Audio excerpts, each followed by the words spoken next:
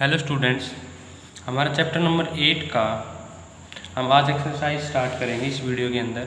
ठीक है, इससे पहले हमने कुछ थ्योरम्स और प्रॉपर्टीज़ की थी। अब उन्हीं थ्योरम्स और प्रॉपर्टीज़ को एज ए रिजल्ट हम इसके अंदर एक्सरसाइज के अंदर यूज करेंगे। ठीक है, तो हमारा जो फर्स्ट क्वेश्चन है, question number first basic property के ऊपर है।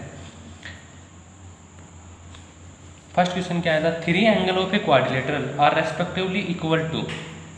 हमारे पास गिवन है कोई भी क्वाड्रिलेटरल है, उसके 3 एंगल्स यानी 3 एंगल गिवन है रेस्पेक्टिवली, यानी कि फर्स्ट एंगल हमारे पास क्या है 110, सेकंड एंगल है 50, फिर है एक एंगल हमारे पास थर्ड एंगल है 40। हमें क्या करना है? Find the fourth angle of the quadrilateral. तो हम सभी जानते हैं कि जो एंगल के क्वाड्रिलेटरल के सभी एंगल्स का सम क्या होता है। जैसे मेरे पास ये कोई भी क्वाड्रिलेटरल हो इस शेप की ABCD, जिसके 3 एंगल हैं हमारे पास 110, 50, 40। ठीक है, तो हमें ये एंगल फाइंड आउट करना है कि फोर्थ एंगल क्या होगा। ठीक है, हम सभी जानते हैं कि all angles the sum of all angle of a quadrilateral is 360। ठीक है, तो यहाँ से हम क्या लिख सकते हैं? एंगल 1A प्लस में एंगल B प्लस में एंगल C प्लस में एंगल D इजकल टू में 360।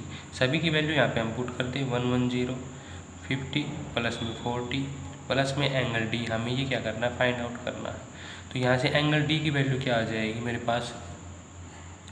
360 माइनस में 110 माइनस में 50 माइनस में 40। ठीक है, तो ये हमारे पास क्या हो जाएगा? 10, 50, 90 और 10, ये हमारे पास हो जाएगा 200, यानी कि 360 माइनस में 200 160। इसकी वैल्यू क्या आ जाएगी? डी एंगल की 60। इसके बाद हमारे पास जो क्वेश्चन नंबर जो 2 है वो क्या है? क्वेश्चन नंबर 2 है हमारा इन ए क्वाड्रिलेटरल ABCD। हमारे पास कोई भी क्वाड्रिलेटरल है ABCD, the angles ABCD are in the ratio. हमारे पास किस रेशियो में है? अब हमारे पास गिवन है कि angles are in the ratio given है 3:4। ये हमारे पास इनका रेशियो गिवन है। तो हम मान लेते हैं let value of angle A is equal to में A, एंगल ऑफ B के लिए क्या मान लें? इसके में 2B 2A, C के लिए 3A, D के लिए 4A। जब हम सभी का जब इनका रेशियो फाइंड आउट करेंगे तो हमारे पास यही रेशियो आएगा 1:2:3:4। ठीक है, अब ये सभी एंगल्स का वैल्यू हमारे पास आ गई है A 2A 3A 4A। ठीक है, इसके बाद हमें फाइंड आउट करना है इनकी वैल्यू। ठीक है, तो A प्लस में 2A प्लस में 3A प्लस में 4A, सभी क्या है? इनका सम क्या होगा? 360। यहाँ से 4 प्लस में 3 7, 7 प्लस में 2 9, 1 10, यानी कि 10A इजकल टू में 360। यहाँ से A की वैल्यू क्या आ जाएगी? 360 अपॉन में 10 यानी कि 36। अब यहाँ से हम एंगल A की वैल्यू फाइंड आउट करेंगे। क्या है हमारे पास? A यानी कि 36। एंगल B क्या है हमारे पास? 2A, यानी इसको हम लिख देंगे 2 इंटू में 36, ये हमारे पास क्या हो जाएगा? 72। इसके बाद एंगल C हमारे पास क्या है? एंगल C हमारे पास क्या है? 3A। तो यहाँ से क्या लिखेंगे? 3 इंटू में 36, ये हमारे पास 108। फिर है एंगल 4, यानी कि D एंगल, वो हमारे पास क्या है? 4A, यानी कि 4 इंटू में 36, ये हमारे पास हो जाएगा 144। ठीक है, तो इस प्रकार से हमारे पास ये सेकंड क्वेश्चन था। थर्ड क्वेश्चन है हमारे पास, क्वेश्चन है सिमिलर। ठीक है, in the quadrilateral ABCD the angle ABCD are in the ratio. हमारे पास कोई भी है, अगर ये हमारे पास क्वेश्चन नंबर 3 है, कोई भी एक ट्रायंगल क्वाड्रिलेटरल है। ठीक है, ABCD। ठीक है, इसके हमारे पास रेशियो गिवन है एंगल A एंगल B, यानी इनका जो रेशियो है CD, वो हमारे पास है 1:2:2:3। अब हमें क्या, पहले तो इनकी वैल्यू फाइंड आउट करनी है सभी की। ठीक है, वैल्यू फाइंड आउट करने के बाद वैल्यू फाइंड आउट करने के बाद हमें ये बताना है कि किस फॉर्म की क्वाड्रिलेटरल है, ठीक है। एंगल्स को चेक करके हमें ये बताना है कि ये किस क्वाड्रिलेटरल की है।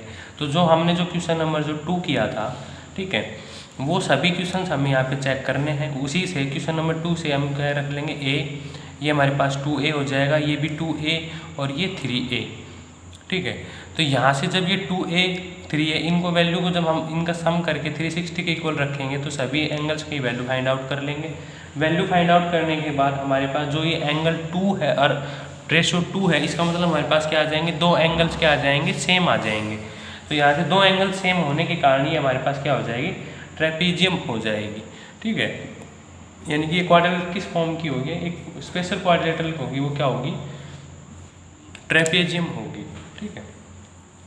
जैसे यदि मैं इनका फाइंड आउट करूँ तो ये हमारे पास क्या हो जाएगा, 3a 2a 2 यानी कि 4 और 4 यानी कि 8a, ठीक है।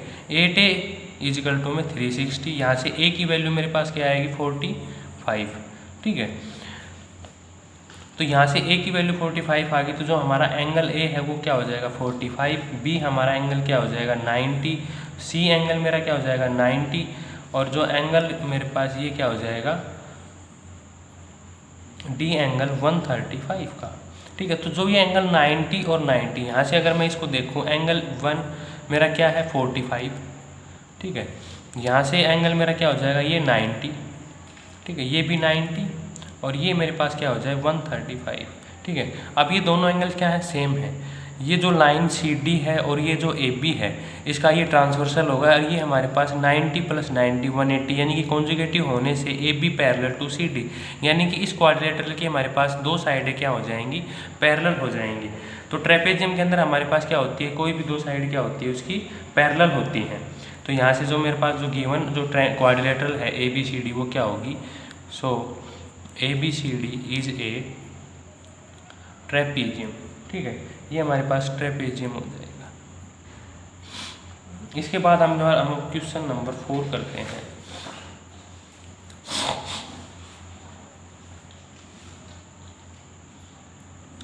क्वेश्चन नंबर 4, ठीक है।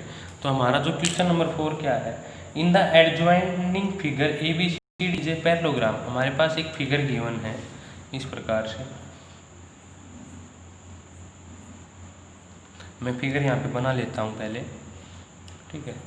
ये हमारे पास फिगर है इस प्रकार से ABCOD, ठीक है। ये मेरे पास एक पॉइंट है इस प्रकार से, ठीक है, E पॉइंट, ये साइड इक्वल है, ठीक है।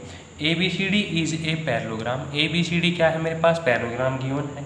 E is the mid point of A side AB, E हमारे पास क्या है, इसका मिड पॉइंट है AB का, ठीक है।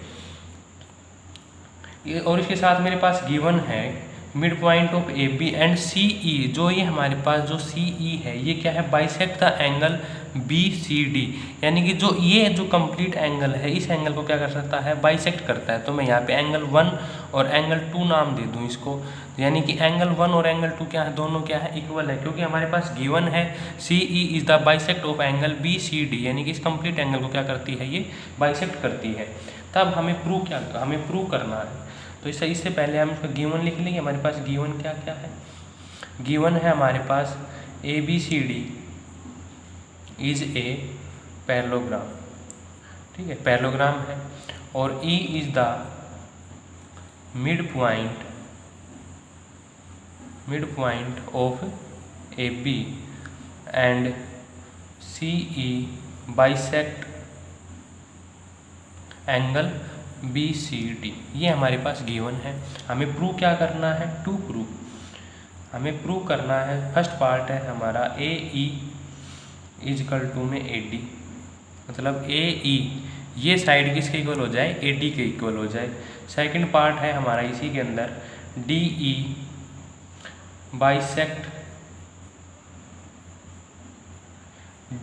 बाइसेक्ट को किस एंगल को करे, ADC को, यानी इस कंप्लीट एंगल को, एंगल ADC, ठीक है। इसी के साथ मेरा जो थर्ड पॉइंट है वो है एंगल DEC किसके इक्वल, 90 के इक्वल हमें प्रूव करना है।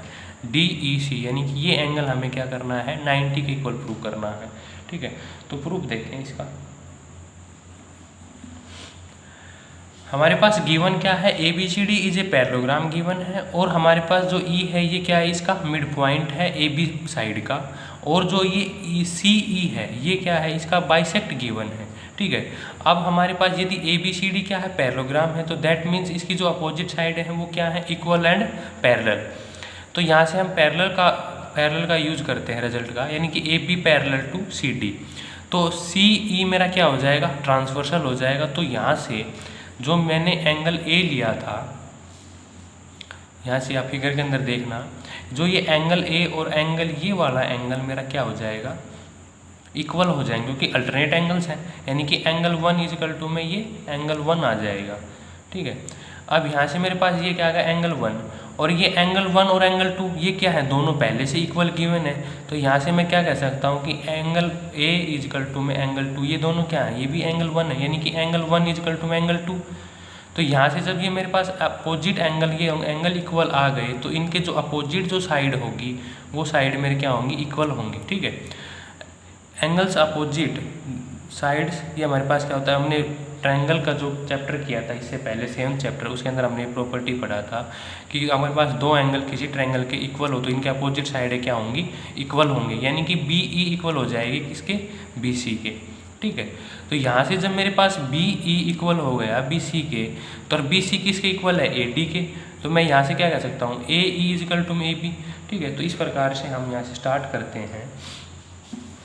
ठीक है, हमारे पास गिवन क्या है, हम पहले एक रिजल्ट लिख लेते हैं, AB इज इक्वल टू में EB, सॉरी AE है ये, AE इज इक्वल टू में AB, ये हमारे पास गिवन है, इसको इक्वेशन फर्स्ट डाल दें। ठीक है, अब हम देखें हमारे पास क्या है, AB parallel to DC and CE is a line meet AB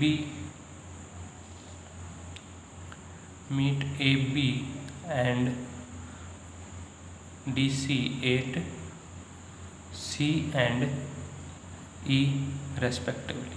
ठीक है, तो यहाँ से मैं क्या कह सकता हूँ कि जो एंगल A है वो किसके इक्वल हो जाएगा, एंगल, इसको मैं एंगल 3 नाम दे देता हूँ, एंगल 1 इज इक्वल टू में एंगल 3, अल्टरनेट एंगल।